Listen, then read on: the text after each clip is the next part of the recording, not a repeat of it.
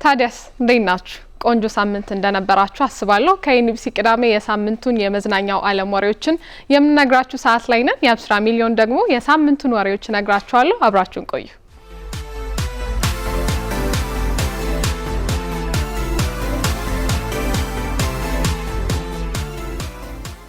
ሳምንታችንን የጀመርነው በድል በዓል ነበረ። ዕለተ ማክሰኞ ጣሊያን በታላቁ አድዋ ድል የደረሰባትን ሽንፈት ለመበቀልና ሀገራችንን ከቀኝ ግዛት ደግሞ ድጋሚ ለመጠቅለል ከ1928 እስከ 1933 ድረስ ለ5 ዓመታት ያደረገችውን የጣሊያን ወረራ አይበገሬ የዓላማ ሰው ቆራጥ ከራስ ይልቅ ደግሞ ሀገርን ቅድሚያ የሚሰጡ አባቶቻችን እናቶቻችን በደማቸውና ባጥንታቸው መክተው ድል ያደረጉበትን ታላቁን የአርበኞች ቀንን የአርበኞች የድል በዓልን አክብረን ነበረ።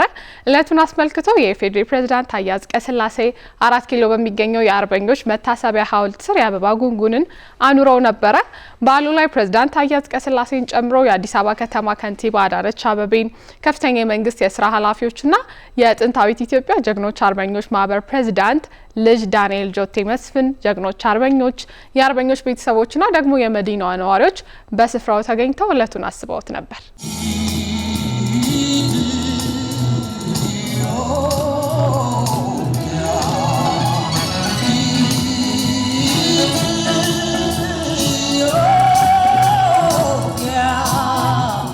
ታላቁን የአርበኞችን ቀን ባከበርንበት እለት በሀገራችን ታላላቅ ስራዎችን ያበረከቱልንን እድሜያቸውን፣ ጉልበታቸውን፣ እውቀታቸውን በየመስኩ ደግሞ ሰጥተው ያለፉ የኪነ ጥበብ ባለሙያዎችን የሚዘክር ሐውልትን ተሰርቶ ለምርቃት የበቃበትም ሳምንት ነበረ። ከፍተኛ ባለስልጣናት በዚሁ መድረክ እንዲሁ አንጋፋ የጥበብ ባለሙያዎች፣ ሌሎችም ደግሞ ጥበብን የሚወዱ የሚያደንቁ ለኪነ ጥበብ ደግሞ የሚቆረቆሩና ኪነ ጥበብ በብዙ ደስ የሚላቸው ሰዎችም ተገኝተውበታል።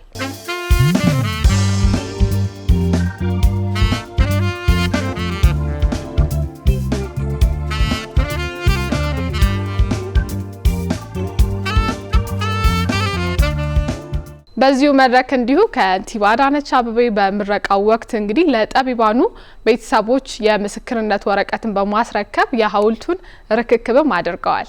ያለፈውን የምታውቅና የምታከብር ሀገር ለነገዋ እድገት መሰረት የጣለች ናት ሲሉም ገልጸዋል። እነዚህ ሐውልቶች እንግዲህ ተቀርጸው መቀመጣቸው የታሪክ መማሪያ የማንነት መገለጫ ብሎም ደግሞ ለአዲሱ ትውልድ እንደ ተነሳሽነት ምንጭ ሆኖ እንደሚያገለግልም ታምኖበታል።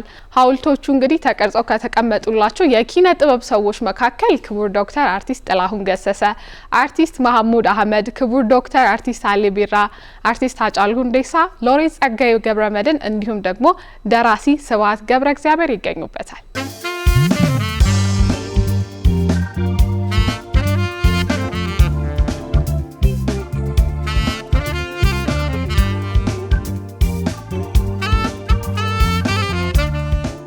ቀደም ሲል ካልኳችሁ ርዕሰ ጉዳይ ጋር የተያያዘ ደግሞ ሐውልታቸው ተቀርጾ ከተቀመጡላቸው መካከል አንዱ የሆነው ደራሲ ስብሐት ገብረ እግዚአብሔር እንግዲህ በዚሁ ሳምንት 9ኛ ዓመት የልደት በዓሉ ተከብሮም ታስቦ ውሏል። ይህ የሳምንቱ ሌላኛው መነጋገሪያ ርዕስ ነበረ። የ75ኛው የአርበኞች የድል መታሰቢያ በዓል በሚከበርበት እለት ደራሲ ስብሐት ገብረ እግዚአብሔር የተወለደበትን 9ኛ ዓመት የልደት በዓሉን በወዳጆቹ ደግሞ እለቱ ታስቦ ውሏል። የኢትዮጵያ የስነ ጽሁፍ ጥበብ ሪቮሉሽኒስት ህይወትን ደግሞ እስከነ ብግሯ የገለጠ ተፈጥሮን ያለምንም መቀባቢያ ያሳየን ከሀገር ቤት ባሻገር ደግሞ ስነ ጽሁፍ መጻፍ እንደሚቻል መሻገር ድንበርን ደግሞ ማለፍ እንደሚችል ያሳየን የገለጠልን አራዳ ደግሞ የበርካቶች የለውጥና የማደግ ብሎም የፈገግታ ምንጭ መሆኑን ደግሞ አብረውት ከኖሩት ከዳሰሱት እሱም በቅርብ ማግኘት ከቻሉ ሁሉ ምስክርነት ነው።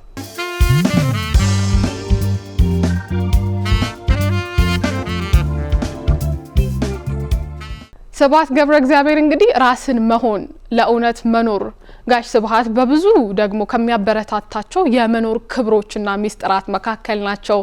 ትኩሳት፣ ሌቱም አይነጋልኝ፣ 7ኛው ሰማይና ደግሞ ሌሎችም አስደናቂ የአቦይ ስብሐት የስነ ጽሁፍ ውጤቶች ናቸው።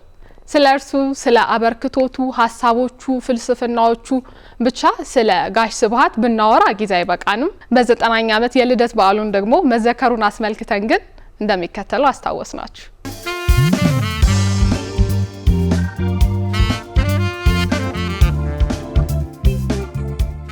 የመጀመሪያው የአፍሪካ ማህበራዊ ሚዲያ ተጽዕኖ ፈጣሪዎች ጉባኤ በአፍሪካዊቷ መዲና አዲስ አበባ በዚሁ ባለንበት ደግሞ ሳምንት በታላቅ ድምቀትም ተካሂዶ ነበረ።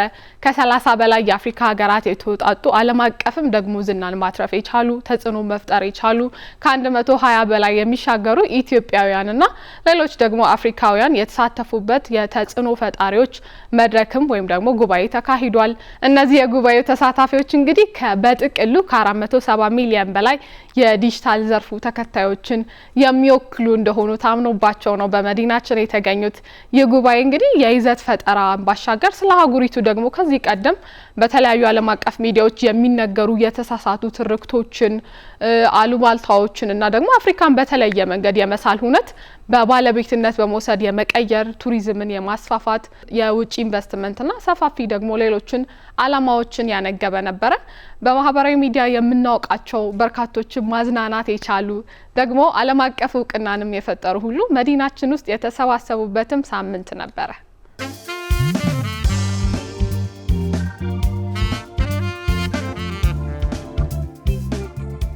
የሀገር ቤት ወሬዎቻችንን ጨርሰናል። ደግሞ ወደ ዓለም አቀፍ ወሬዎቻችን ስንሻገር ባለፈው ሳምንት እንደነገርኳችሁ ለኮስቲዩም ኢንስቲትዩት አት ሜትሮፖሊታን ሙዚየም ኦፍ አርት ገንዘብን ለማሰባሰብ ታላሚ አድርጎ በየዓመቱ የሚዘጋጅ ታላቅ መድረክ ነው ሜት ጋላ። ሜት ጋላ እንግዲህ በዚሁ ሳምንት ነበረ ተዘጋጅቶ የነበረው የብዙዎችን ትኩረት የሳበና ሳምንቱ ሙሉ ደግሞ መነጋገሪያ የነበረ ርዕሰ ጉዳይም ነው።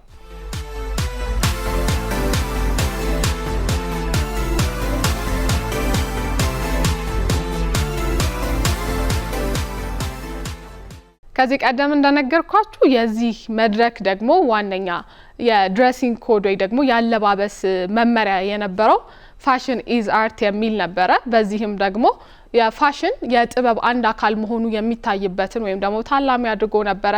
በዚሁ መድረክ የተገኙት በርካታ ዝነኞችም ታሪካዊና በብዙ የሚታወቁ የጥበብ ስራዎችን የተቀዱ ከነሱ የሚመስሉ የሚቀራረቡ የዲዛይን አልባሳትን ለብሰው በመድረኩም ብቅ ብለው ነበር።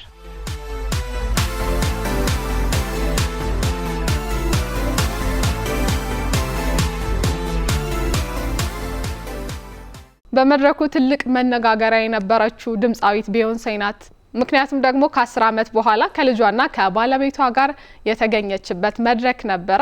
ከእርሷ ባሻገር እንግዲህ ሪሃና፣ ባድ ባኒ፣ ሰብሪና ካርፔንተር እንዲሁም ደግሞ ኒኮላ ኪድማን የኪም ካርዳሽያን ቤተሰቦችና የብላክ ፒንክ ደግሞ አባላትም ሌሎች የተገኙ በሳምንቱ መነጋገሪያ ከነበሩ ሌሎችም ደግሞ አለባበሳቸው እጅግ አስደናቂና በሳምንቱ ምን ሆነው ነው ወይም ደግሞ በግርምት ብዙዎች ሲመለከቷቸው የነበሩ አልባሳት ነበሩ።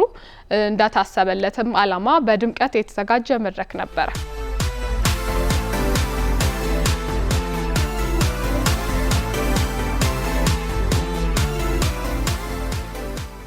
በዚሁ ባሳለፍነው ሳምንት ሌሎች በርካታ ፊልሞች፣ የሙዚቃ ስራዎችም ለጥበብ አፍቃሪያን ቀርበዋል። ደግሞ እንደሚከተል ነው ጋበዝናችሁ።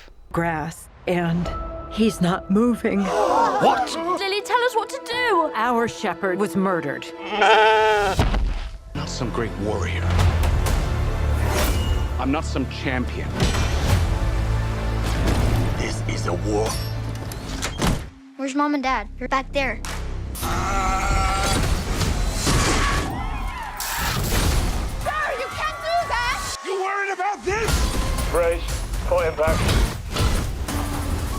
የዚህኛው ሳምንት የመዝናኛው ዓለም ወሬዎቻችን የተመራረጡት እነዚህን ይመስሉ ነበረ። የሚቀጥለው ሳምንት ደግሞ በሌሎች ወሬዎች እንገናኛለን።